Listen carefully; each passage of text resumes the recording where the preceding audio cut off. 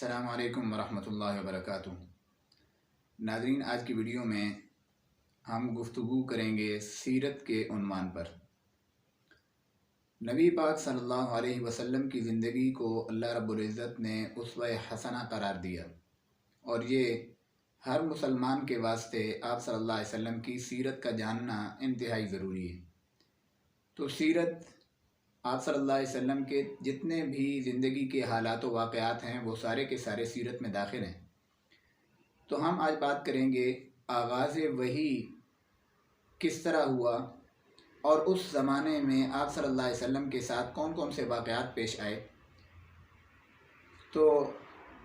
نبی پاک صلی اللہ علیہ وسلم جب 40 برس کے ہوئے تو آپ صلی اللہ علیہ وسلم کے اوپر وحی کا سلسلہ شروع ہوا، اور سب سے پہلے آپ صلی اللہ علیہ وسلم کو سچے خواب آنا شروع ہوئے۔ آپ صلی اللہ علیہ وسلم جو کچھ دیکھتے رات کو دن کو وہی رونما ہو جاتا اور وہ حقیقت آپ کے سامنے آ جاتی۔ پھر آپ صلی اللہ علیہ وسلم یہ فرماتے ہیں کہ ان دنوں میں میرے نزدیک خلوت میں رہنا مجھے بہت زیادہ اچھا لگنے لگا، اس لیے میں غار حرا کے اندر چلا جاتا اور وہاں پر اللہ رب العزت کی عبادت کے اندر مصروف ہو جاتا۔ اور پھر حضرت سیدنا جبرائیل علیہ السلام ایک دن آدمی کی شکل کے اندر تشریف لائے اور مجھے کہنے لگے اقرا، اے محمد صلی اللہ علیہ وسلم آپ پڑھیے۔ تو میں نے کہا کہ ما انا بقارئ، میں تو پڑھا ہوا نہیں ہوں، کیا پڑھوں؟ حضرت جبرائیل علیہ السلام نے آپ کو اس طرح جپھی ڈالی اور بھینچا، اور اپنی جو صفات ملکوتیہ تھیں ان کا انتقال ہوا آپ صلی اللہ علیہ وسلم کے جسد اطہر میں، اور جو نقائص بشریہ تھے ان کا ازالہ کیا گیا، اور آپ صلی اللہ علیہ وسلم کو دوسری مرتبہ جبرائیل علیہ السلام نے فرمایا اقرا، آپ پڑھیے۔ آپ صلی اللہ علیہ وسلم نے فرمایا ما انا بقارئ، میں تو پڑھا ہوا نہیں ہوں، کیا پڑھوں؟ تیسری مرتبہ پھر حضرت جبرائیل علیہ السلام نے آپ صلی اللہ علیہ وسلم کو جپھی ڈال کر بھینچا اور فرمایا اقرا بسم ربک الذی خلق، خلق الانسان من علق، اقرا وربک الاکرم الذی علم بالقلم، علم الانسان ما لم یعلم۔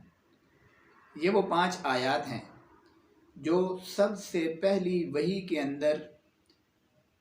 نبی پاک صلی اللہ علیہ وسلم کے اوپر اتری، اور یہ پہلی وحی تھی جو حضرت سیدنا جبرائیل علیہ السلام لے کر اترے تھے۔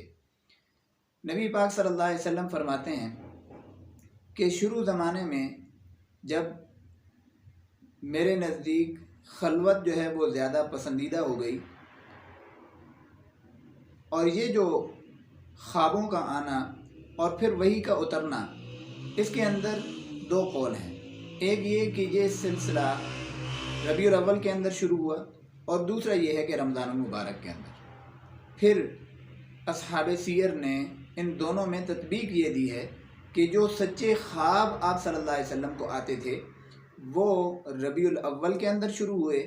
اور نزول قرآن رمضان المبارک کے اندر شروع ہوا، اور اسی کو اللہ رب العزت نے فرمایا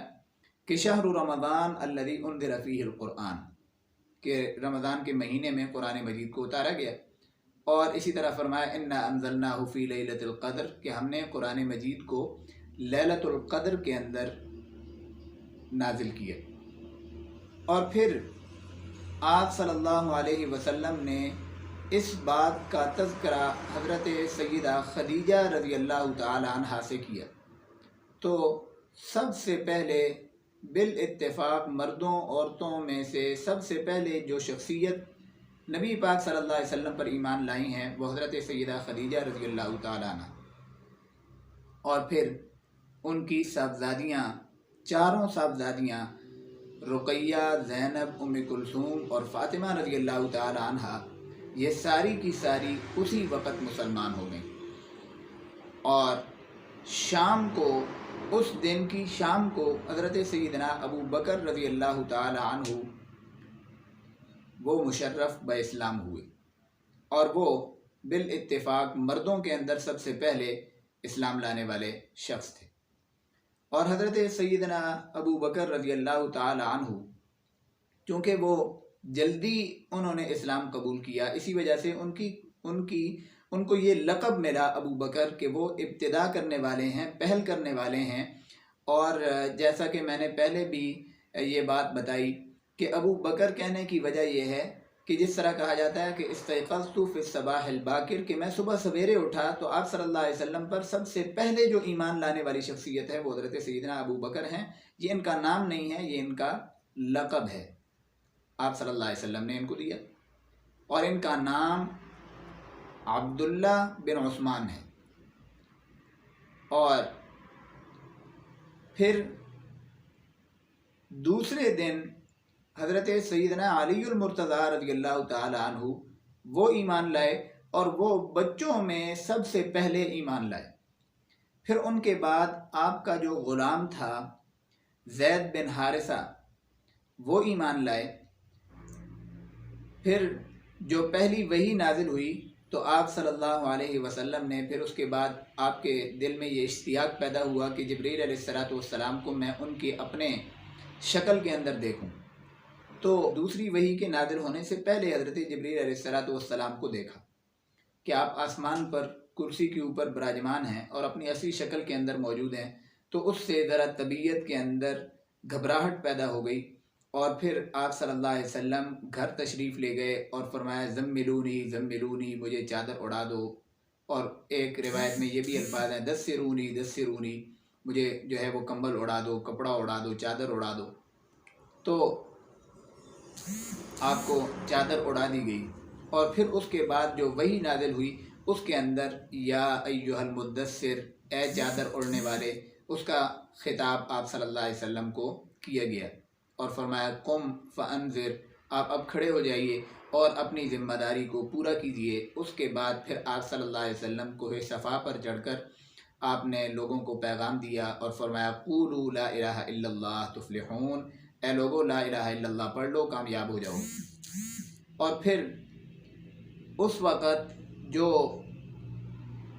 جس آدمی نے آپ صلی اللہ علیہ وسلم کی ولادت کے اوپر اپنی صوبیہ نامی باندی کو آزاد کیا تھا، ابو لہب،